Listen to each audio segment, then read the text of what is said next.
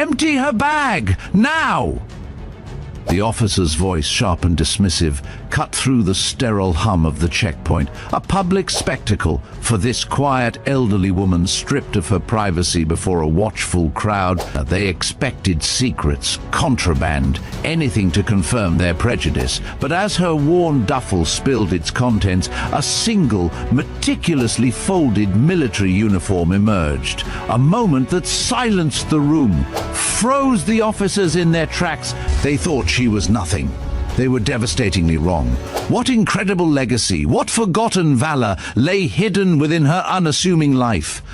Veteran Biker presents this powerful true story. From where in the world are you watching today? Join us, hit like, and subscribe. The fluorescent glare of the government building lobby hung heavy in the air, a sterile drone barely masking the constant cacophony of hurried voices and the insistent metallic beep of security scanners. Rain lashed against the tall, unforgiving windows, casting the already tense atmosphere in a dull grey pallor that seeped into every corner of the vast atrium. The air, thick with the unsaid anxieties of travel and bureaucracy, felt compressed, almost suffocating. Lines of weary individuals snaked through the space, their faces a canvas of impatience, resignation, or the vacant glow of phone screens. Each person was a fleeting detail in the grand impersonal machinery of the day. Amidst this restless throng, Ilara, a woman whose silver-streaked hair was pulled back in a meticulous bun, stood with an almost unsettling stillness. Her plain, immaculate clothing, a simple wool coat, sensible shoes, seemed to defy the slouching impatience and phone-staring distractions of those around her.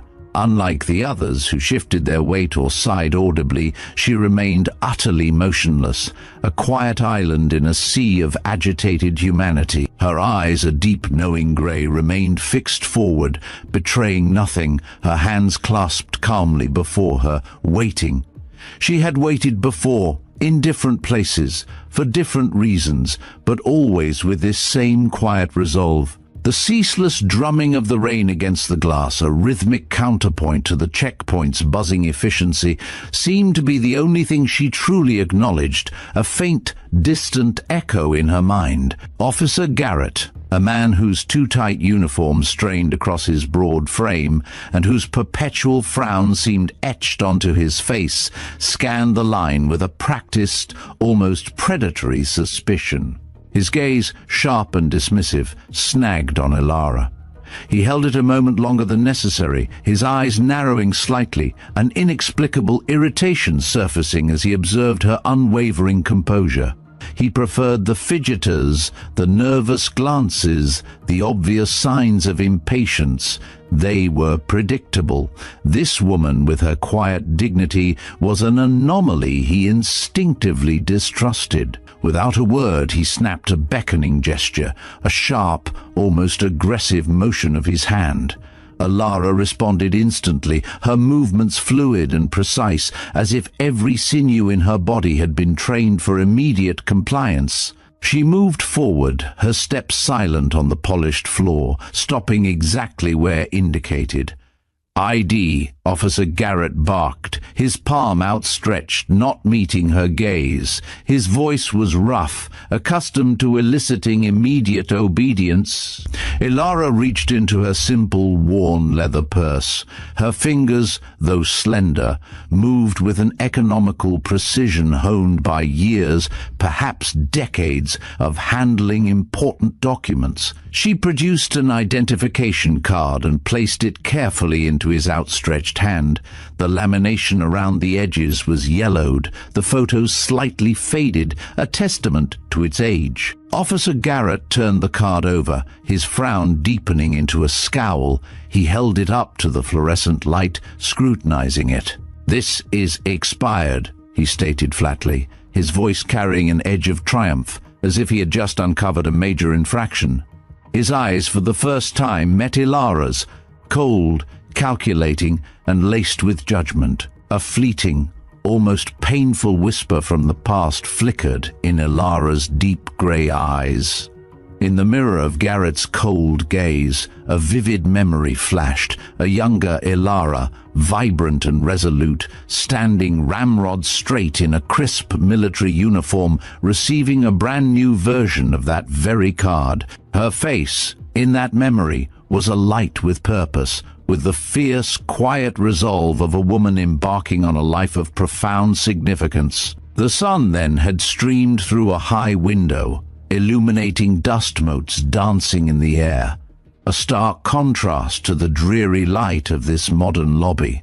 She remembered the weight of the card in her hand, the solemnity of the moment, the words of commendation from a superior officer whose face was now a blur. The memory vanished, quick as a breath, leaving only a faint, melancholic echo behind her unwavering composure, a quiet ache in a place she rarely visited. The appointment letter said it would be acceptable, Ilara replied, her voice soft but clear, perfectly steady despite the accusation in his tone. There was no tremor, no defensiveness, only a simple statement of fact. She reached into her bag again, her movements unhurried, and produced an official-looking letter. It bore a government seal, crisp and impressive, suggesting a high level of authority. Garrett barely glanced at the letter. His eyes, still narrowed, flickered over the seal. Then he contemptuously handed it back to her. His focus wasn't on the details, it was on the anomaly standing before him, the woman who didn't fit his preconceived notions of a difficult traveler. He wanted to assert control, to break her composure. "Purpose of your visit today," he pressed, his voice rising just enough to draw attention from nearby travelers. The casual chatter in the line seemed to dim slightly as heads began to turn. Ilara hesitated. Her gaze remained fixed forward, not meeting his challenging stare. "It is personal," she answered simply, her voice still soft, but with an underlying firmness that suggested the matter was closed. Her vagueness only heightened Garrett's suspicion. As other travelers, younger, louder, more fashionably dressed, were waved through with cursory checks, a subtle injustice permeated the air. Their faces, momentarily diverted from their phones, now watched Isolde with a mix of curiosity and discomfort. Garrett's focus on Ilara intensified, becoming almost obsessive. He was like a predator sensing a weakness, even if he couldn't quite articulate what it was. The more composed she remained, the more agitated he became, his need to uncover something, anything, growing with each passing second. He called over his colleague, Officer Hayes, a stockier man with salt and pepper hair and a nameplate reading Hayes, who had been observing the prolonged interaction with a casual disinterest that now shifted to mild curiosity. "Officer Hayes, can you assist with a secondary screening?" Hayes approached, eyeing Ilara with the same unearned suspicion that Garrett radiated. There was a silent professional understanding between them, a shared belief in their own authority, and an unspoken disdain for anything that disrupted their routine. "Step aside, ma'am," Hayes ordered, his voice gruff, his expression unyielding. Ilara complied immediately, her posture shifting subtly, automatically, into what almost resembled a position of attention. Her back straightened imperceptibly, her shoulders squared, and when she responded with an automatic, "Yes, sir," Officer Garrett's eyebrows raised slightly. It was a reaction he hadn't expected, a precision, a formality that seemed out of place for an ordinary civilian. It piqued his interest, stirring a nascent, unwelcome thought that there might be more to this woman than met the eye. But he quickly dismissed it, attributing it to eccentric old age or perhaps a history in some obscure non-military civil service. He still believed he had the upper hand, that he was dealing with an eccentric, not a threat. The rain continued its steady drum against the windows, a soundtrack to the rising tension. That bag, Officer Garrett pointed with a sharp, almost aggressive motion to her worn duffel, which rested beside the small rolling suitcase she carried. His voice was a command, an unequivocal directive designed to assert dominance. "Open it!" Ilara's gaze remained steady, fixed on some unseen point just beyond the officers. Her hands, previously clasped, now unclasped, and hung loosely at her sides. "May I request a private screening?" she asked quietly, her voice still soft, but with an underlying current of unwavering resolve. Her request was a statement, not a plea, delivered with a calm dignity that seemed utterly out of place in the bustling, impersonal security line. Officer Garrett exchanged a swift, knowing glance with Hayes. A brief, almost imperceptible smirk flickered on Garrett's lips, a silent agreement that her request was a sign of guilt, not a desire for privacy. This was exactly the kind of resistance he relished. "No," Garrett stated, his voice harder now, cutting through the low murmur of the gathering crowd. "Open it here. We can do this here, or we can take you to a room where the questions get a lot more thorough. Your choice." His words hung in the air, a thinly veiled threat designed to intimidate, to break her composure. He watched her closely, anticipating a flicker of fear, a tremor of hesitation. Rain still dripped from Ilara's wool coat as she stood before them, a solitary figure under the harsh fluorescent lights of the checkpoint. Her dignity remained intact, a shield against their thinly veiled aggression, but a subtle tension around her jaw hinted that her patience, though vast, was indeed wearing thin. The fluorescent lights cast long, distorted shadows across her face, emphasizing the fine lines etched by age and experience. The small crowd of onlookers, initially drawn by the raised voices, had swelled, now nearing 24 people. Their morning coffee forgotten in their hands, phones discreetly appearing to record the unfolding spectacle, they sensed the brewing confrontation, an unexpected drama breaking the monotony of their bureaucratic morning. "Is there a problem?"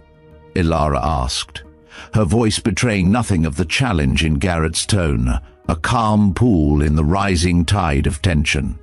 "That depends on what you have in the bag," Garrett replied, his voice laced with mock casualness, yet his eyes remained sharp, scrutinizing her every subtle movement. A group of young office workers had stopped dead in their tracks to watch, their faces a mix of morbid curiosity and vague discomfort. One woman, her brow furrowed in a quiet frown, seemed troubled by the scrutiny being given to the older woman, but she said nothing, her unease unspoken. The rain continued its steady drum against the windows, a relentless percussive soundtrack to the escalating tension, mimicking a distant, muffled heartbeat. Ilara's gaze swept across the faces of the onlookers, a brief, assessing glance that seemed to take in every detail of their discomfort and curiosity. Then, with a slow, deliberate motion that conveyed both compliance and an unyielding will, she set the duffel on the cold metal table. Her fingers, steady and precise, reached for the zipper. She unzipped it partway, just enough to show that it was unzipped. "I would prefer privacy," she repeated, her voice a low murmur, a final, quiet plea for a respect that was clearly being denied. "And I would prefer compliance," Officer Garrett snapped back, his voice harder now, impatient with her quiet resistance. He wanted this over, on his terms. He wanted to assert absolute control. "We can do this here, or we can take you to a room where the questions get a lot more thorough. Your choice." His words were a gauntlet thrown down, a final test of wills. Something flickered in Ilara's deep grey eyes, not fear, not anger, but a profound calculation, an assessment of the situation. It was the look of someone who had made countless difficult decisions before, decisions with far greater consequences than this public ordeal. It was the look of a strategist, weighing options, choosing the path of least resistance not out of weakness, but out of strategic necessity. She knew when to push and when to yield, A lesson learned in arenas far more perilous than this. "Very well," she said at last, stepping back from the table, a subtle, almost imperceptible shift in her posture that conveyed a quiet defiance even in concession. She conceded the battle for privacy, but not for dignity. Officer Garrett, sensing his victory, snapped on a pair of latex gloves with a theatrical flourish. The sharp, almost violent snap echoed disproportionately loud through the checkpoint, a deliberate performance designed to intimidate both Ilara and the growing crowd. It startled several people, causing a palpable ripple of unease. For a fraction of a second, Ilara flinched, a flash of primal memory in her eyes, the grinding metallic shriek of a heavy door slamming shut, or the cold click of a lock turning in a place long buried deep within her past. Then her expression returned to neutral, her dignity intact, but her patience visibly wearing thin. "Since you are being difficult," Garrett announced loudly, his voice tinged with smug satisfaction, "we will do this ourselves." The crowd grew, their phones appearing more openly now, capturing the spectacle. Ilara's expression remained neutral, a mask of calm, but her eyes betrayed a flicker of something deeper. Not fear, but a profound resignation. She had been here before in different ways in different places. The public humiliation, the invasive scrutiny, the forced compliance, these were echoes of trials long past. "What is so important in this bag that you need privacy?" Loretz asked, his voice laced with thinly veiled curiosity, already unzipping the main compartment without waiting for an answer. Their hands plunged into her belongings, rummaging through them without ceremony. They began removing her possessions one by one, displaying them on the cold metal table. A prescription bottle of pills, its label facing outward for all to see. A carefully wrapped framed photograph, which they did not unwrap, but handled with a casual indifference that hinted at their disregard for its sentimental value. A dog-eared copy of Tennyson's poems, its pages worn thin by countless readings. Each item was extracted with less care than the last, tossed onto the table with an almost dismissive flick of the wrist. A young office worker, leaning in closer, whispered to his colleague, "This feels wrong." His friend nodded, but kept watching, unable to look away from the quiet humiliation unfolding before them. The tension in the air was thick, a palpable silence punctuated only by the rustle of fabric and the occasional clink of items on the metal table. "What is this?" Garrett held up a small, unusual key. It was ornate and clearly old, its brass tarnished with the patina of decades. He turned it over in his gloved fingers, examining it with a frown of suspicion. "It opened something that should have stayed closed," Ilara replied, her voice steady but distant, as if the words themselves carried a secret weight, a burden from a distant past. The officers exchanged a look, then laughed. "Very mysterious," Garrett mocked, his voice dripping with sarcasm. "Old spy movie fan, are we?" His tone was dismissive, yet a flicker of genuine curiosity, quickly suppressed, crossed his face. He tossed the key back onto the table, where it landed with a quiet clink amidst Ilara's other scattered belongings. The search continued, relentless and invasive. As officers Garrett and Hayes continued their relentless search, more personal items emerged, each revelation a further invasion of Ilara's dwindling privacy. Things that should remain private, guarded secrets of a life lived, were now laid bare under the harsh, unfeeling glare of the fluorescent lights. A neatly folded silk scarf, smelling faintly of lavender and old paper, was pulled out and tossed aside. Then a small leather-bound address book, its pages filled with elegant faded script. Garrett thumbed through it, a cynical smirk playing on his lips. "Planning to visit friends while you're in town?" he asked, his voice dripping with condescension. "Some of these addresses are overseas." Ilara's eyes, fixed forward, seemed to glaze over momentarily. "Most of those people are dead now," she replied quietly, her voice devoid of emotion, yet something in her tone, a profound, unadorned statement of loss, made even Garrett pause, though only for a fleeting moment. The weight of her words, heavy with unspoken history, seemed to settle for a brief instant on the shoulders of the watching crowd. Next, a handwritten letter, its paper brittle with age, was extracted. Garrett held it up, partially unfolded, allowing the first few lines of intimate script to be visible to anyone peering over the barrier. He didn't read it aloud, but his expression clearly conveyed a sense of distaste, a judgment of the personal thoughts laid bare. Elara remained silent, her gaze unwavering, as if she had weathered far worse storms than this public humiliation.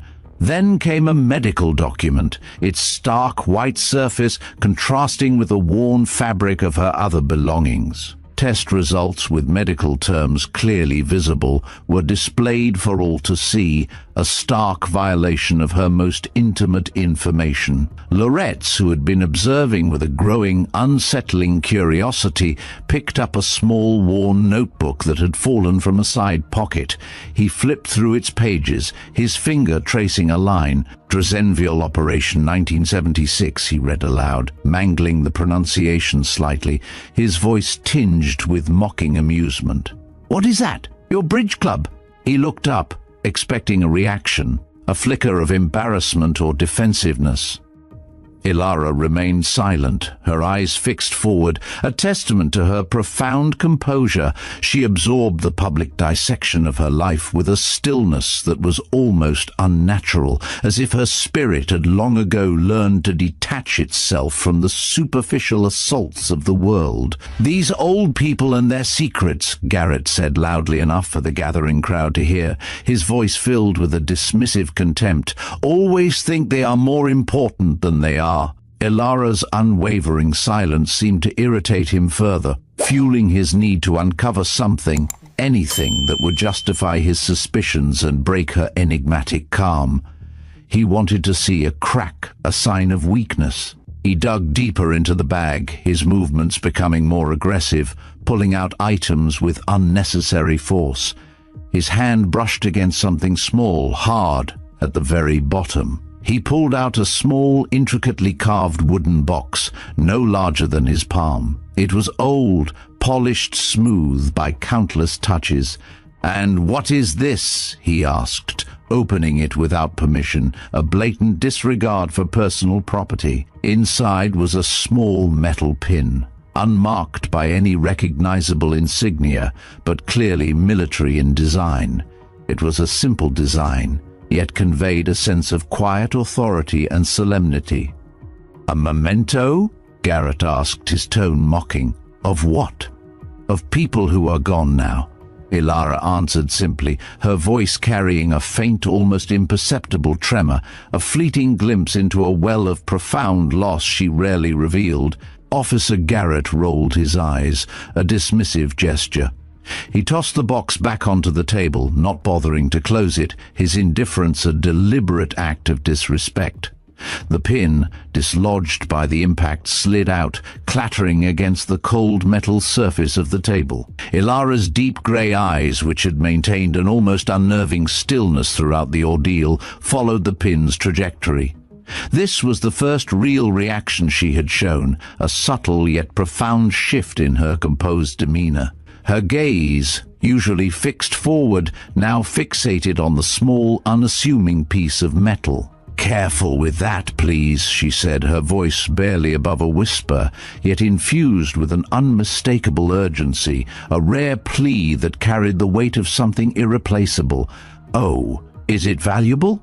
Garrett asked with mock concern, a sneer playing on his lips, misinterpreting her plea as a concern for monetary worth. "Maybe we should have it appraised." "Not in money," Elara replied, her voice regaining its steady, distant quality, the brief flicker of emotion receding back into her carefully constructed composure.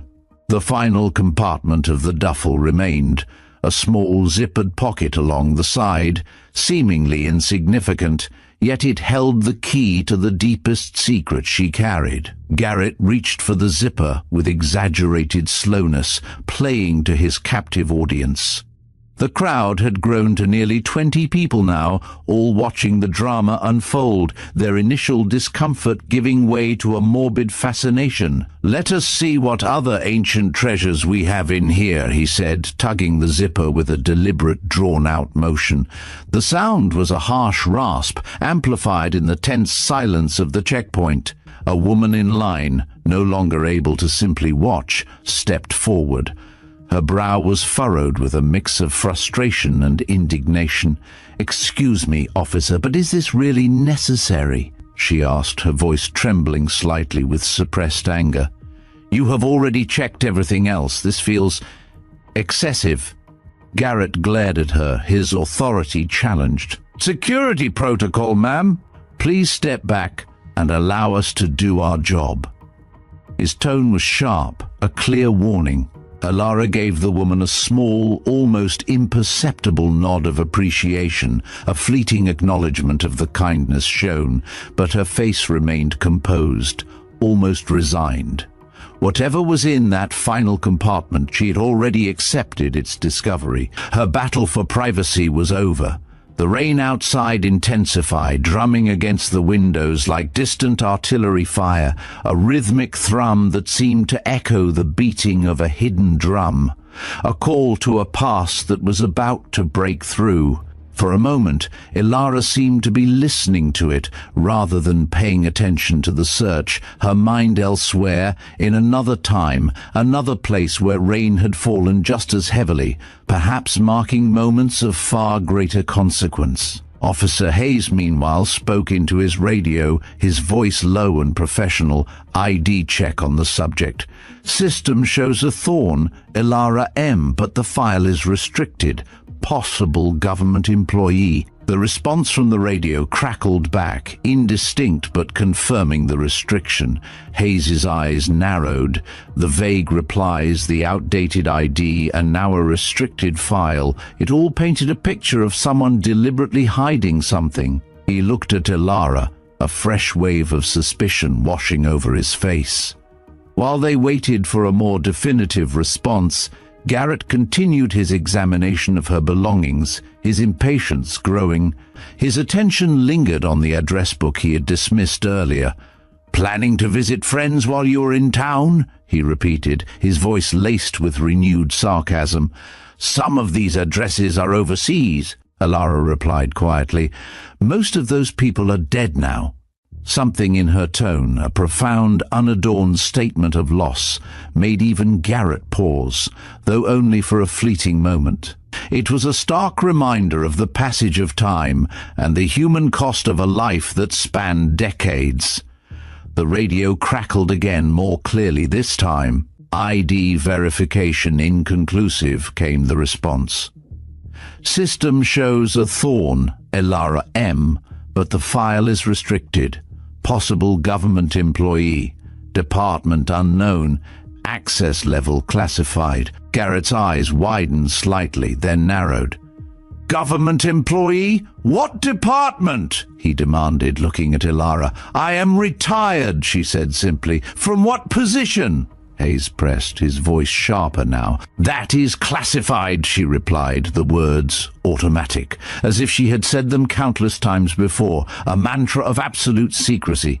Garrett laughed, a harsh, disbelieving sound. "Classified, right, and I'm the president." The crowd had grown restless, some muttering about the treatment of the elderly woman, others filming more openly now, sensing a potential viral moment in the making. The security officers seemed to feed off the attention, their movements becoming more performative, their voices louder.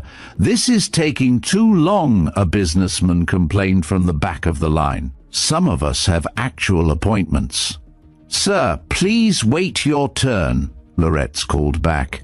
"Security cannot be rushed." Through it all, Elara remained still, watching her possessions being examined and dismissed, a quiet testament to her unwavering composure. Only when Garrett, in his mounting frustration, picked up the framed photograph and began to unwrap it, did Elara speak.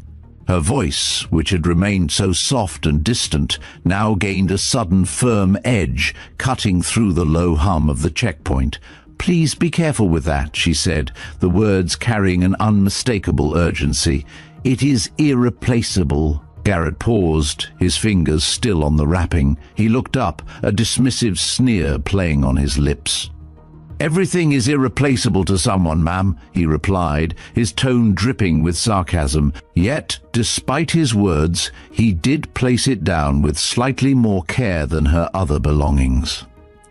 The photograph remained wrapped, but a corner of the paper had come loose from the flimsy tape. From where she stood, Ilara could see just a glimpse of the image. A group of people in crisp, dark uniforms standing before a helicopter, their faces obscured by distance and the faded quality of the old print. Her eyes lingered on it for a brief, poignant moment, a flash of something unreadable, perhaps longing, perhaps sorrow, before returning to their forward, unwavering gaze. The memory it held was too sacred, too personal, to be desecrated by their careless hands and cynical eyes. She simply observed, her inner world a fortress. Loretz, whose radio had just crackled with the inconclusive ID verification, spoke up, a note of reluctant admission in his voice.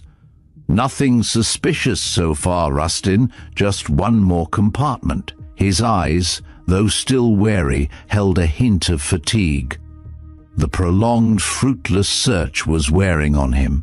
"The most suspicious people hide things in plain sight, Hayes," Garrett retorted, his voice sharp, clearly unwilling to admit that the entire search had been unnecessary, that his initial instincts about Ilara might have been utterly wrong. His ego demanded vindication, a definitive discovery. He reached for the final zipper compartment of the duffel bag, the one Ilara had been most reluctant to have searched in public. His hand closed around the zipper pull with an almost aggressive certainty, ready to expose whatever final damning secret she harbored. The anticipation in the gathering crowd was palpable, a collective leaning forward, eyes fixed on that last small pocket. As his hand closed around the zipper pull, a tall, imposing elderly man in a pristine formal military suit entered the atrium from a side door. He moved with a quiet, undeniable authority, cutting through the usual hustle of the building. His presence was a ripple in the fabric of the controlled chaos, drawing glances.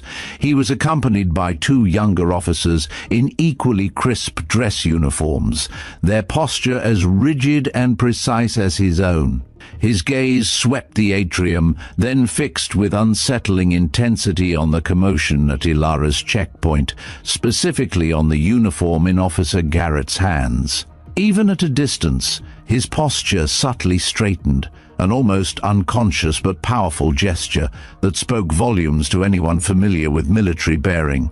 Ilara, ever watchful, noticed him, but gave no sign of recognition, her eyes returning to Garrett's hand as he prepared to open the bag's final compartment, her fate in this moment sealed. "Last chance," Garrett said with a smirk, his voice low, playing to his audience, both the captive crowd and his silent partner.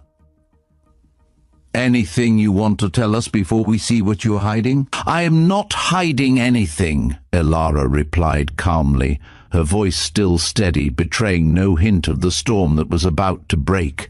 "I simply value my privacy." "Privacy is a luxury in security situations, ma'am," Hayes chimed in, reciting the words as if from a manual, his tone devoid of real understanding, a bureaucratic response to a deeply human plea.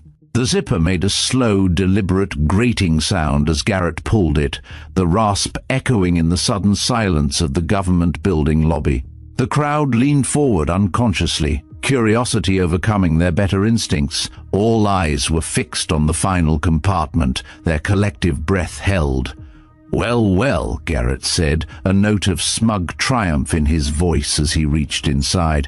"What do we have here?" Garrett pulled out a carefully folded piece of fabric from the final compartment. The material was thick, high quality, and deeply blue in color. It seemed to hold its shape with an innate dignity, even in his careless grip. As he shook it open, almost dismissively, several people in the growing crowd gasped audibly. It was unmistakably a military uniform jacket, preserved with meticulous care, its very presence a silent, powerful testament to a past they could not comprehend. "Playing dress-up, are we?" Garrett asked with a smirk, turning the jacket to examine it, his voice laced with the same old mocking contempt. But his smirk faltered almost immediately as his eyes fell upon the insignia and decorations pinned to the chest and sleeves. Even to his untrained eye, there was something profoundly unusual about them. They weren't the common recognizable symbols seen on Veterans Day parades or in recruitment posters.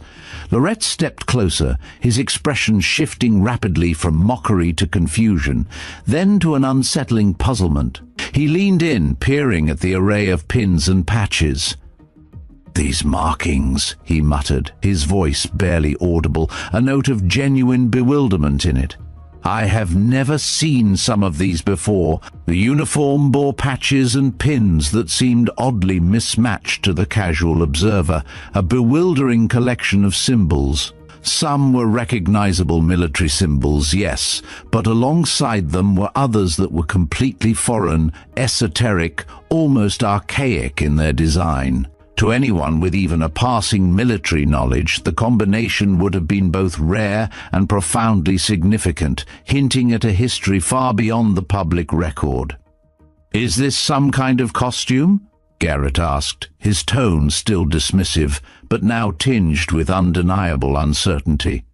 His bluster was slowly deflating, replaced by a growing sense of unease. He looked at Elara, expecting an explanation, a confession of a harmless eccentricity. Elara's deep grey eyes never left the uniform as it dangled from Garrett's careless grip. For the first time since the search began, a profound emotion flickered across her features. It was not anger, nor the resignation she had shown earlier. It was a profound sadness, mixed with something that might have been pride, a quiet, almost imperceptible tremor of remembrance for a life lived, for comrades lost, for sacrifices made in the shadows. "That is not a costume," she said quietly, her voice barely a whisper, yet it carried an immutable weight, a certainty that resonated through the tense silence. "Then what is it?" Loretz pressed, his own confusion mounting. "Because these insignia do not make sense together. They are contradictory." "They would if you had the proper clearance," Elara replied, her voice gaining a subtle undertone of steel, a hint of authority that belied her gentle demeanor and current predicament. It was a statement, not an argument, a declaration of truth. Garrett snorted, trying to reclaim his fading authority. "Right.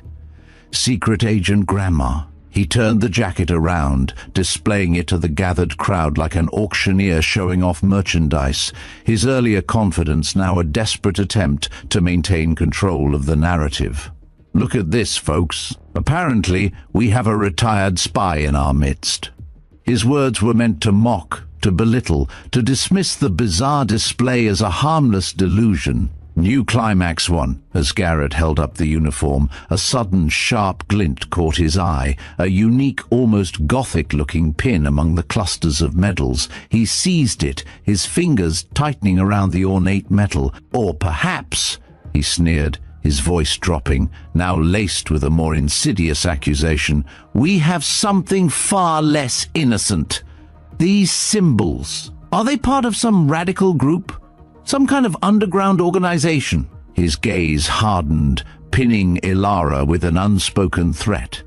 "Tell us, ma'am, what kind of extremist costume is this?" The shift was immediate and chilling. The comfortable amusement in the crowd evaporated, replaced by a collective gasp, then murmurs of genuine alarm. The bright, sterile lobby suddenly felt cold, dangerous. Elara's eyes, previously veiled by resignation, now met Garrett's with a directness that was almost unsettling, a silent, defiant challenge that dared him to cross a line he clearly did not comprehend. The tension became a living entity in the room, thick and suffocating, as all eyes swung between the accusatory officer and the impenetrable woman. Some in the crowd laughed nervously, an uneasy sound that quickly died out, replaced by a growing silence. The casual entertainment had abruptly dissolved into something far more uncomfortable, far more unsettling. Others had grown completely silent, their faces etched with a discomfort that mirrored the sudden chill in the air. The accusation of radical group or extremist costume had stripped away the last vestiges of morbid curiosity, replacing it with genuine alarm. A few had even lowered their phones, their fingers hesitating over the record button, no longer finding amusement in the spectacle now tainted by such a grave, baseless accusation. The sense of a game had vanished, replaced by the grim reality of a potentially serious and unjust situation. "There are medals here," a woman in the crowd said suddenly, her voice cutting through the strained silence, a note of quiet conviction in her tone. Her eyes, sharper than most, had fixed on the metallic adornments on the uniform jacket. "Those look real." Indeed, several medals were pinned to the uniform jacket, their polished metal catching the harsh fluorescent light, glinting with an understated brilliance.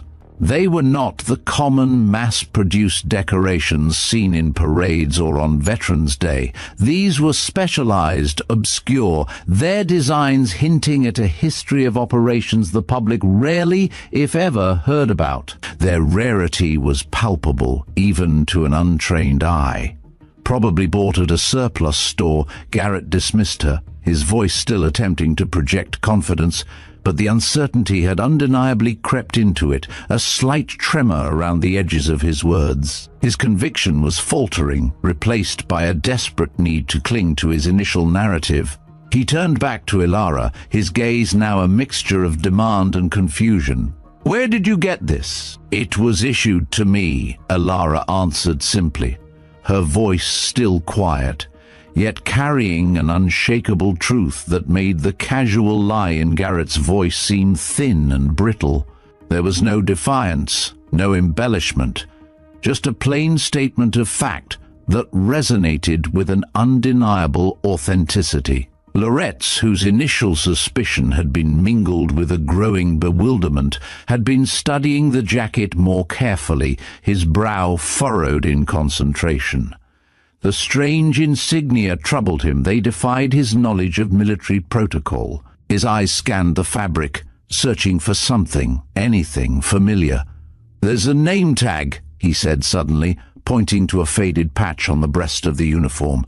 The fabric around it was worn, almost threadbare, suggesting years of wear and repeated washing. Garrett squinted at it, leaning closer.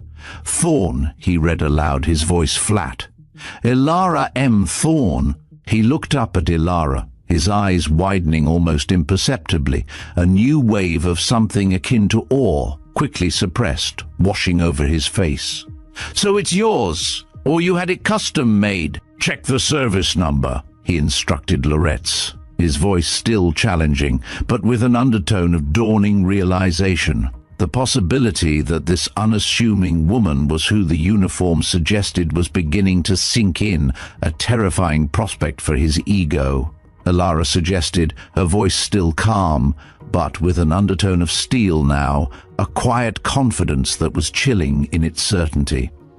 "It should match my identification." Loretz, already moving with a newfound urgency, looked from the jacket to the ID card they had taken earlier, comparing the numbers with a meticulous focus.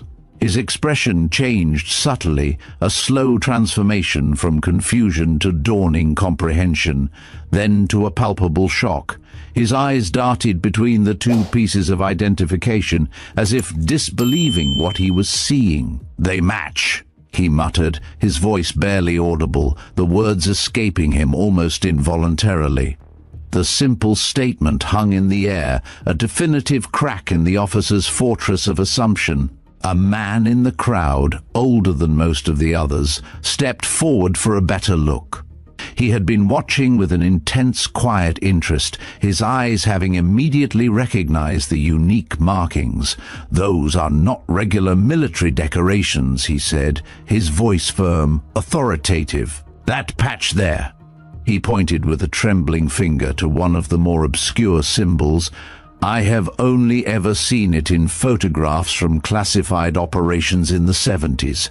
Operations that were never officially acknowledged." His words, spoken with the quiet conviction of one who knew, resonated powerfully in the suddenly hushed lobby.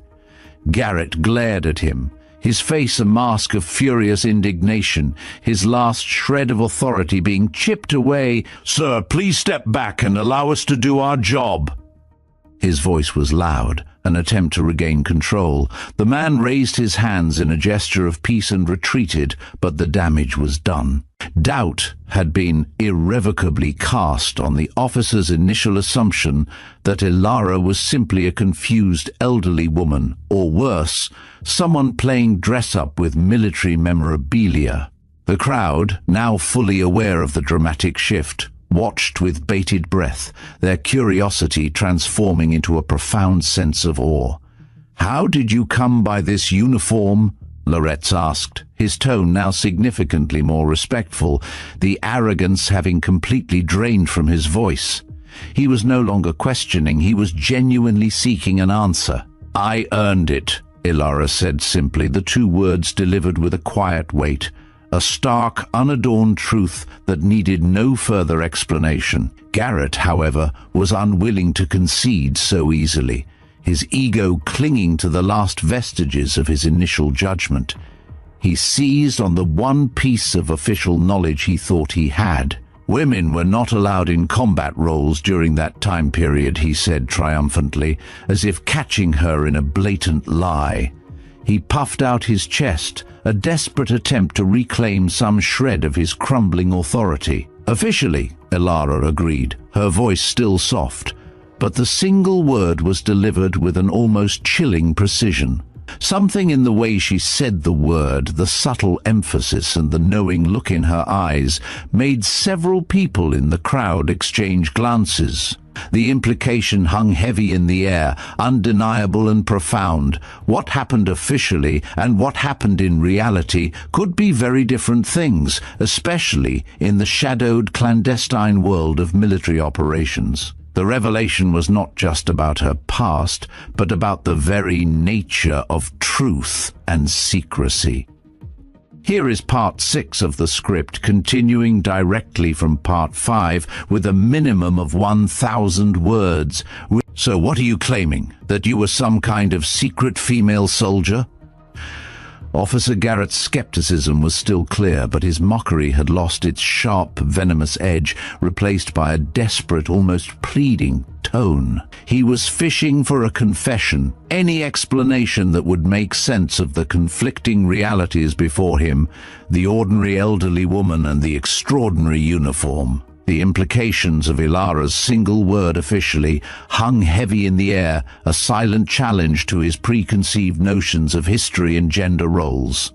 It suggested a vast hidden world of operations and sacrifices that defied the official narrative he had been taught.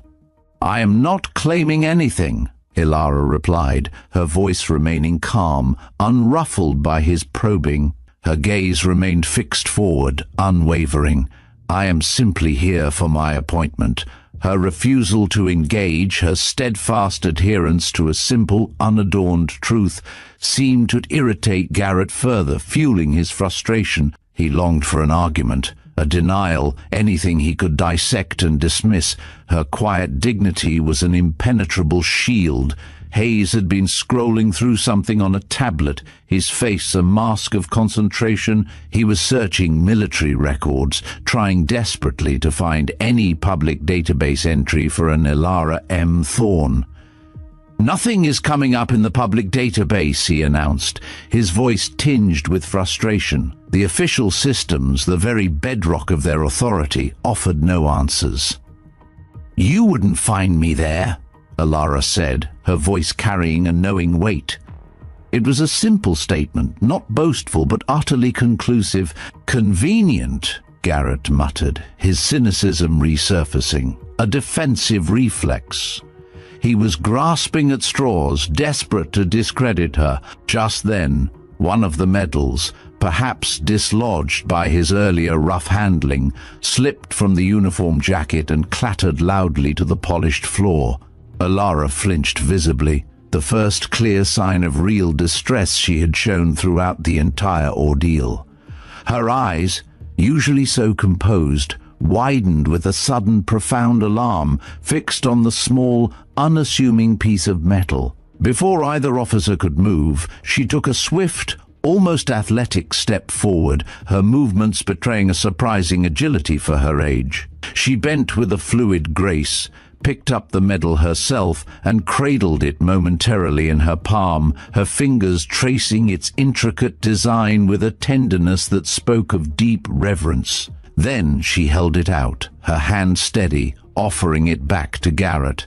"This was awarded after Nightingale," she said softly, her voice infused with a quiet solemnity.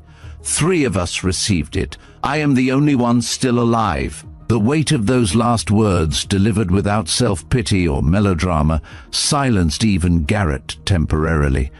The cold, hard reality of loss, of lives sacrificed, hung in the air, undeniable and stark. He took the medal from her outstretched hand and, with surprising care, reattached it to the uniform, his fingers fumbling slightly, his earlier arrogance replaced by an awkward, almost clumsy reverence. "What was Nightingale?" Loretz asked, his official demeanor momentarily overcome by genuine curiosity. He was no longer just a security officer, he was a man confronted with a profound mystery. "It was the operation name in your notebook," Alara replied, her gaze meeting his, a fleeting hint of a shared secret in her eyes. "And that is all I am permitted to say, even now." Her words were delivered with the unwavering authority of a directive, a boundary clearly drawn even in her vulnerable position. The crowd had grown larger, words spreading through the building about the unfolding drama. The atmosphere had shifted dramatically. What had begun as a public humiliation was transforming into something else entirely, a mystery unfolding in real time, a silent testament to a hidden history. Who was this elderly woman with the classified past? What operations had she been a part of? That remained secret decades later. The air buzzed not with judgment, but with intense, shared curiosity. "We need to verify this," Loretz said, more to his colleague than to Alara, his voice low with concern. "If these are authentic military decorations, and if there is a legitimate reason they are not in the public record—" "She's making it up," Garrett interrupted, his voice now lacking conviction, a desperate hollow attempt to cling to his rapidly crumbling authority. "Old people do this sometimes, create fantasies about their past. It's common." His words, once sharp, now sounded like a child's petulant refusal to accept reality.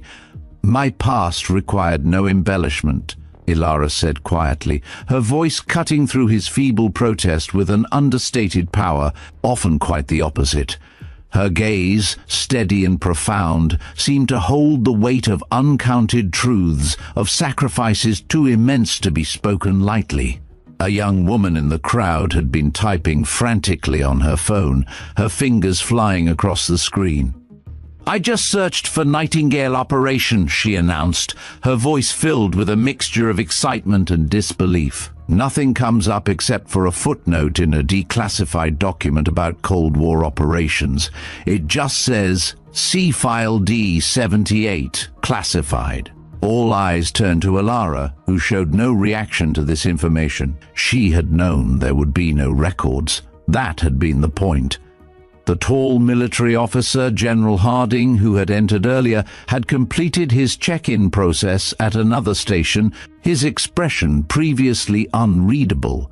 now held a focused intensity as he walked directly in their direction, his attention entirely on the scene unfolding at the security checkpoint. His uniform, adorned with rows of ribbons and medals and the stars on his shoulders, spoke to a long and distinguished career, an undeniable authority that seemed to radiate from him. He moved with a purpose that cut through the lingering chaos, his eyes fixed on the uniform in Garrett's hand. "I would like my uniform back now," Ilara said firmly, her voice clear and resonant, a sudden surge of quiet command. "And my other belongings. I will be late for my appointment." "We cannot just take your word for this, ma'am," Garrett insisted, though his earlier confidence had evaporated completely, replaced by a desperate confusion. Anyone can claim to have been part of a secret military operation. "I am not claiming anything," Ilara repeated, her patience wearing thin, but her tone remaining steady. "I simply wish to proceed to my appointment with my belongings." "What exactly is this appointment?" Hayes pressed, his voice now tinged with a desperate need for information. "If you would just tell us that information is restricted," Ilara replied automatically, the words a reflex honed by years of unwavering discipline, a protocol embedded deep within her. "Everything is restricted with you, is it not?" Garrett snapped, frustration replacing his earlier mockery, his voice rising again. "Convenient way to avoid answering questions." "Not convenient," Ilara corrected him, her voice unwavering. "Necessary and in accordance with the oath I took." As she spoke, General Harding was now close enough that the details of his uniform were starkly visible, his towering presence casting a long shadow over the checkpoint. Garrett, seeing him approach, straightened unconsciously, a subconscious acknowledgement of higher authority, his own defiance instantly forgotten. "Sir, this area is—" he began, trying to assert some semblance of control over his domain, but his words were cut short. "Is that Captain Thorne's uniform you are holding, officer?" General Harding's voice, deep and resonant, cut through the tense silence of the checkpoint. It carried the unmistakable, unyielding tone of command, a sound that instantly silenced the entire atrium. Even those not directly involved in the confrontation, the weary travelers and curious onlookers, sensed the sudden, profound shift in power. The air, already thick with unspoken anxieties, now vibrated with the raw force of unquestionable authority, every head swiveled, every eye fixed on the towering figure who had just delivered a single devastating question. Officer Garrett looked from the uniform, still clutched in his trembling hands, to the approaching general, confusion and dawning horror evident on his face. His carefully constructed facade of authority crumbled instantly, replaced by a stammering, nervous response. We were just conducting a routine security check, sir," he stammered, his voice thin and reedy, a stark contrast to his earlier bluster, his shoulders slumped almost imperceptibly, his stance losing all its previous aggression. General Harding stopped directly in front of them, his presence dominating the space. His gaze moved slowly, deliberately from the uniform to Ilara, then back to the uniform. For a long, silent moment he simply stared at her, his expression unreadable, a blend of deep respect and something akin to a historical recognition. Time seemed to stand still, the only sound the faint distant drumming of the rain. The crowd held its breath, witnessing a silent, powerful acknowledgement unfold before them. Then, without warning, General Harding straightened his already impeccable back, his posture becoming even more ramrod straight, and raised his hand in a perfect, crisp military salute. "Captain Thorne," he said formally, his voice carrying the weight of decades of shared service, of respect earned on battlefields unseen by the world. "It has been many years." Ilara returned the salute with practiced, unwavering precision, her movements betraying years of ingrained muscle memory, a discipline that went beyond conscious thought. There was no hesitation, no uncertainty, only the automatic, flawless execution of a deeply honored gesture. "General Harding," she acknowledged, her voice soft but clear, her eyes meeting his with a profound understanding. 40 years, I believe."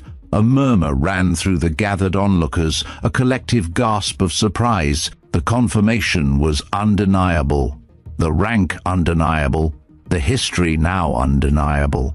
Garrett and Hayes exchanged panicked glances, their faces draining of all color, suddenly and terrifyingly aware they might have made a serious, irrecoverable error in judgment.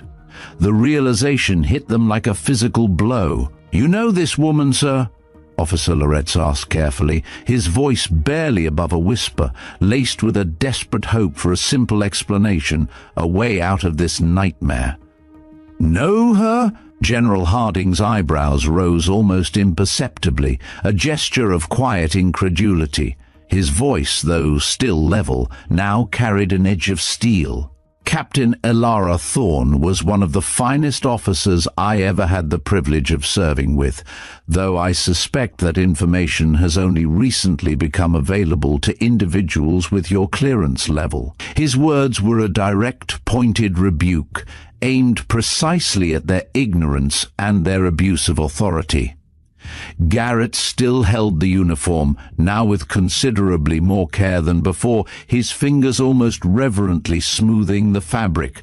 "Sir, we had no way of knowing. Her file was classified," he stammered, attempting to justify their actions, to find a lifeline in the bureaucratic maze. "Her file was only declassified last month," General Harding continued, addressing the officers but looking directly at Elara, a subtle nod of respect passing between them. "After all these years, the operations her unit conducted can finally be acknowledged, which is why we are here today."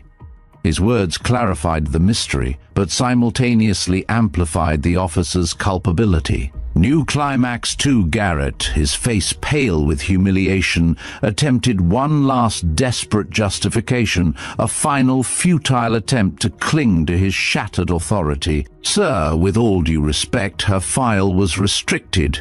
We were only following protocol.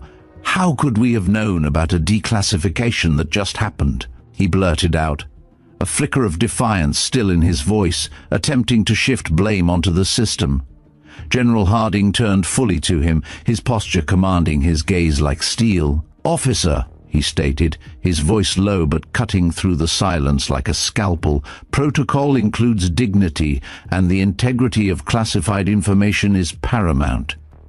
You had a veteran before you, and you chose ridicule over respect. That, officer, is not protocol. It is a failure of judgment, one that is now abundantly clear." The public rebuke, delivered with devastating precision, left Garrett utterly defeated, his face draining of all color as the weight of his actions crashed down upon him. He visibly sagged, his shoulders slumping. General Harding turned to face the security officers fully, his posture commanding, and his voice level but absolutely authoritative. "I would appreciate it if you would return Captain Thorne's belongings to her with the same care and respect with which they were packed." Officer Garrett's face had drained of all color, a pasty white against the harsh fluorescent lights. "Yes, sir. Of course, sir," he stammered, his voice barely audible. He began carefully refolding the uniform jacket, his earlier mockery replaced with a clumsy, almost frantic reverence. His fingers fumbled with the material, struggling with the simple task, his mind clearly reeling from the magnitude of his error. "We were just following protocol, sir," he muttered, a final weak attempt at self-justification. "Protocol includes dignity, officer," General Harding replied, his voice firm, leaving no room for argument. "Something worth remembering." Officer Hayes had already begun gathering Elara's personal items, handling each with exaggerated care, a stark contrast to their previous rough treatment. The crowd watched in fascinated silence as the power dynamic shifted completely, a dramatic reversal of fortunes unfolding before their very eyes. Phones were still recording, capturing the transformation from humiliation to profound vindication. New exciting point 4, as Garrett awkwardly refolded the uniform, his hands trembling slightly. A small, intricate medal, overlooked in the chaos, slipped from its fastenings and clattered softly to the floor. General Harding, with surprising swiftness and grace, bent down, his veteran's instincts honed by years of attention to detail. His fingers, firm yet gentle, brushed over the cold metal with reverence. He carefully picked it up, his gaze holding a fleeting trace of sorrow, a silent contrast to the officer's earlier carelessness. Then, with meticulous precision, he gently placed it back onto the uniform, securing it with a quiet finality, an act of profound respect that resonated through the hushed checkpoint. Here is the combined Part 8 and 9 of the script, aiming for a minimum of 1,500 words, integrating the award ceremony and Ilara's interactions at the reception. General Harding escorted Ilara toward the elevators, their figures moving with a quiet authority that commanded deference.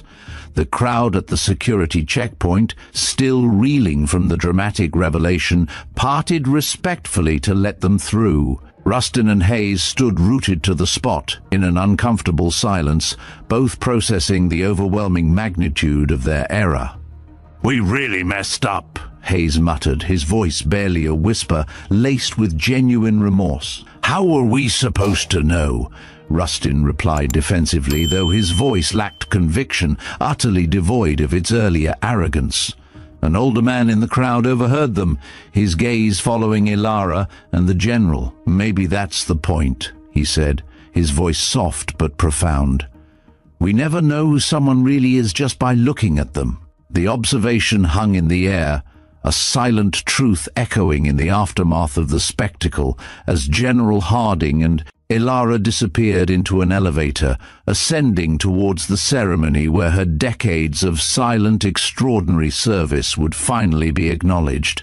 The ceremony was held in a grand, sun-drenched hall on the top floor of the building. Sunlight streamed through tall, arched windows, now sparkling clean, the rain having given way to clear, cerulean skies. The air, crisp and fresh after the storm, seemed to hum with anticipation. Rows of chairs, meticulously arranged, were filled with an array of military personnel in various dress uniforms, distinguished government officials, and the nervous, proud families of the honored veterans. The atmosphere, though formal, carried an undercurrent of profound solemnity and long-awaited recognition.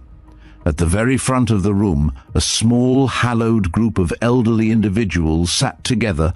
These were the surviving members of Covert Action Unit Phoenix, Ilara's extraordinary, unsung unit. Ilara took her place among them, her presence adding to the quiet aura of resilience that emanated from the group. She exchanged soft, knowing greetings with faces she had not seen in decades, some marked by time and hardship, others surprisingly well preserved, but all carrying the indelible stamp of shared, unimaginable experiences. Their reunion was subdued, devoid of loud fanfare but profound in its depth. The unspoken understanding, the shared burdens, and the unquantifiable sacrifices between them created a bond that transcended the long years of separation and enforced silence. Their eyes, though older, still held the sharp, intelligent glint of those who had seen too much, done too much, and kept it all to themselves. "Never thought we'd live to see this day," murmured Commander Silas Vance, a white-haired man seated next to Ilara, his voice a gravelly whisper. His nameplate glinted softly. His eyes, though tired, held a spark of disbelief and quiet triumph. "Some of us didn't," Ilara replied softly, her gaze sweeping over the empty chairs that represented their fallen comrades. Her voice carried the weight of profound remembrance. "But they are remembered," said another veteran, a woman named Eleanor Ellie Stone, her eyes moist but her chin held high. "Finally remembered. Officially," her words underscored the bittersweet nature of the moment. Recognition, yes, but for a history that had been buried for far too long, and for a cost so immense. A hush fell over the room, the collective anticipation becoming almost deafening as the president entered. He moved with a dignified solemnity, accompanied by high-ranking military officers, their uniforms ablaze with medals and ribbons. The ceremony began with impeccable formality and military precision, each step, each word carefully choreographed to honor those who had served in the deepest shadows. Each survivor of the Special Operations Unit was called forward individually, one by one, to receive their long-overdue recognition. Each walked to the podium with a quiet strength that belied their advanced years, their faces a tapestry of hidden stories. When Ilara's name was called, Captain Ilara M. Thorne, she walked to the podium with the same straight-backed, unyielding posture she had maintained throughout her ordeal at the checkpoint. Her steps were measured, confident, a testament to decades of discipline. The president spoke briefly about her service record, the parts that could now be disclosed, his voice resonating with gravitas.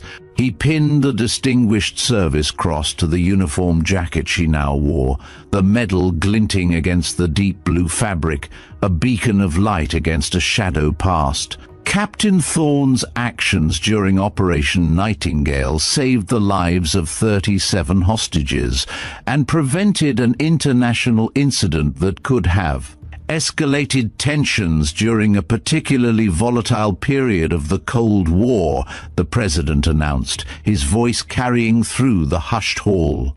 Her linguistic skills and quick thinking under extreme pressure exemplify the highest traditions of military service. Ilara accepted the medal with a formal salute, her face betraying little emotion, a stoic mask honed by years of concealing the profound. But those who knew her well, her surviving comrades, could see the subtle shift in her expression, not pride for herself, but a profound, almost painful remembrance of those who had served alongside her and never returned, their sacrifices finally acknowledged in this hallowed hall. It was for them, she knew, for the truth they embodied. After the ceremony, a reception was held in an adjoining room.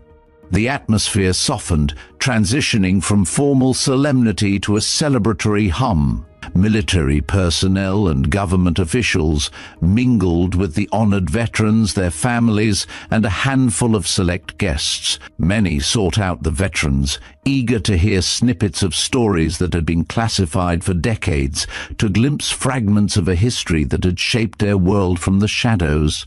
Ilara stood slightly apart, a glass of water in her hand, observing the proceedings with a quiet detachment. She acknowledged polite greetings with a small nod, her eyes taking in the scene without judgment. General Harding approached her, his smile warm and genuine. "How does it feel after all these years, Captain?" he asked, his voice soft, understanding. "Strange," Ilara admitted, her gaze sweeping the bustling room, "to speak openly of things we were ordered never to mention, to be recognized for actions we were told never happened." "Times change, Captain," General Harding replied, his eyes reflecting a deep wisdom. "The world is ready for these truths now." "Is it?" Ilara's question was genuine, a flicker of doubt in her eyes.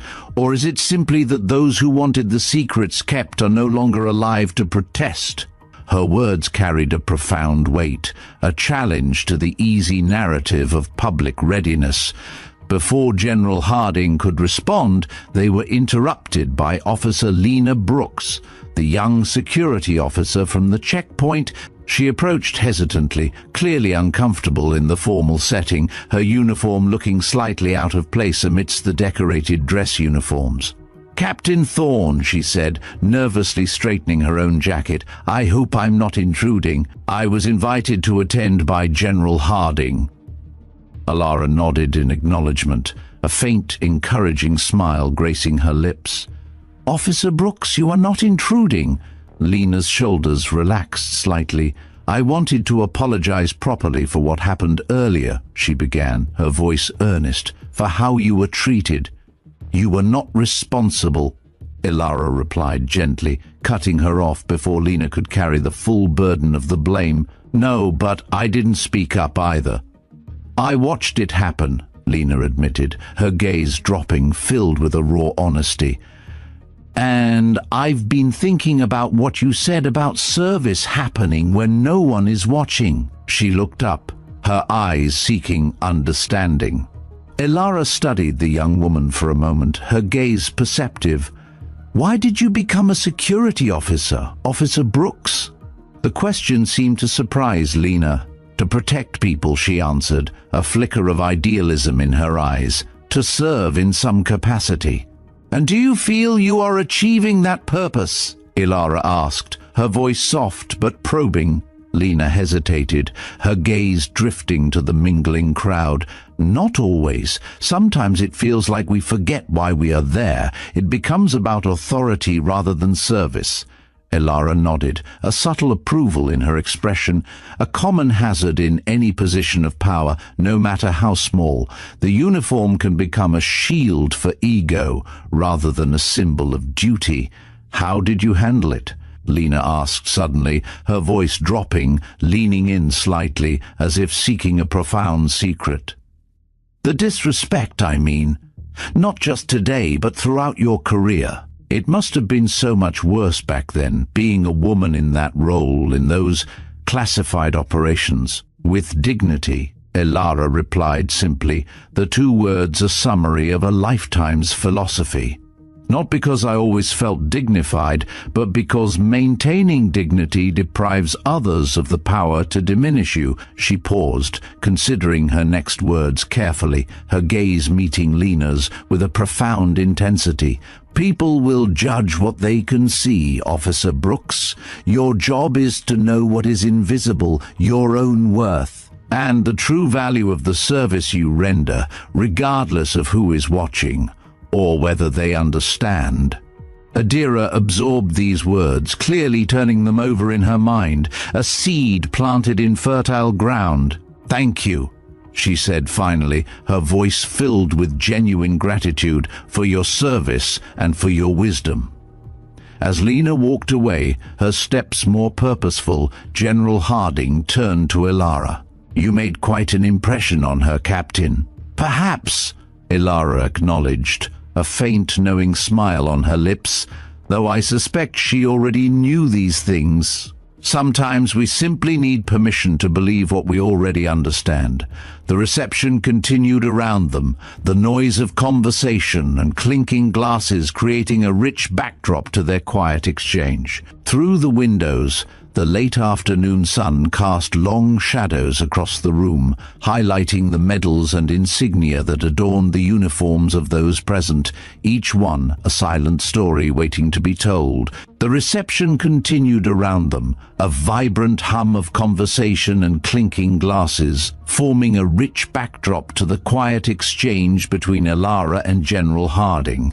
Through the towering windows, the late afternoon sun cast long golden shadows across the grand room, highlighting the countless medals and insignia that adorned the uniforms of those present. Each glint of polished metal, each swatch of colorful ribbon was a silent story, a fragment of history now being celebrated in the light. Gradually, the celebratory energy began to wane, conversations winding down, and guests starting to make their farewells. The reception was drawing to a close. General Harding, his gaze thoughtful, turned back to Elara after a moment of shared silence, observing the room. "Will you tell them, Captain?" he asked, his voice low, almost contemplative. "The full story of Nightingale, now that it is declassified? The details of what truly happened?" He gestured subtly to the mingling crowd, the eager officials hoping for heroic tales, the reporters hoping for dramatic revelations, the younger military personnel seeking inspiration from legends. Ilara looked out at the gathering, her eyes, deep and knowing, absorbed the expectation in their faces. She thought of the checkpoint earlier that day, of her most private things being displayed publicly, of secrets meticulously guarded for a lifetime suddenly being dragged into the harsh, unfeeling light. She remembered the dismissive sneers, the intrusive questions, the feeling of her dignity being challenged purely for sport. She considered the true cost of those operations, the silent burdens carried, the unspoken scars. "No," she said finally, her voice soft but firm, a quiet conviction in her tone that left no room for argument. "Some things belong to those who live them. Recognition is one thing, General. Exhibition is another." Her words carried the weight of a profound philosophy, a boundary drawn between what the public deserved to know and what remained sacred to the heart. It was a testament to the fact that true heroism often chose to remain in the shadows, its purest form unburdened by the clamor for fame. General Harding nodded slowly, a deep understanding in his eyes. He had known Ilara for decades, recognized her unwavering character. "Always the most private of heroes, Captain Thorne," he remarked, a faint appreciative smile gracing his lips. "Not a hero," she corrected him gently, her gaze unwavering. "Simply a soldier who did what was necessary, and what needed to be done." Her words were delivered not with false humility, but with the quiet clarity of one who understood the true, unromantic nature of duty. For her, heroism wasn't a grand title, it was the quiet, often brutal execution of a mission. As the reception truly began to wind down, Ilara gathered her belongings. The worn duffel bag, which had been the catalyst for so much public scrutiny, now held her newly awarded Distinguished Service Cross alongside the meticulously preserved uniform that had revealed her true identity. The weight of the medal, though small, felt significant in her hand, a tangible symbol of a vindication long overdue.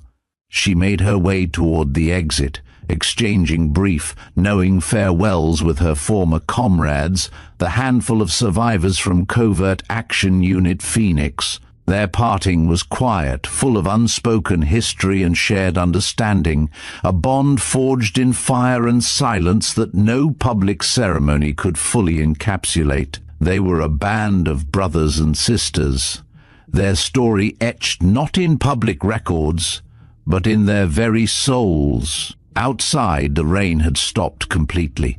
The streets, freshly washed, gleamed under the soft golden light of the late afternoon sun. The air was crisp and clean, carrying the invigorating scent of damp earth and renewed possibility. It was a world transformed, much like Ilara's public identity had been transformed within the building. Just as Ilara reached the building entrance, a figure stepped forward. It was Officer Lena Brooks, no longer in her security uniform but dressed in simple, thoughtful civilian clothes, a quiet recognition of the changed context. Her posture was still hesitant, a lingering awkwardness from their earlier encounter, but her eyes held a genuine earnestness. "Captain Thorne," she called, her voice barely above a whisper, approaching Ilara. "I hope this isn't inappropriate, but I was wondering if I could walk with you for a bit. I have some questions about service, about finding meaning in it." Her gaze was sincere, a hopeful plea for guidance. Ilara studied the young woman for a long moment.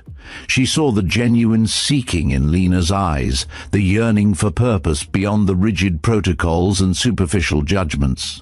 She recognized a kindred spirit, a young soul grappling with the complexities of duty and dignity. A faint, almost imperceptible smile touched Ilara's lips, softening the lines of age and experience. She gave a slow, deliberate nod.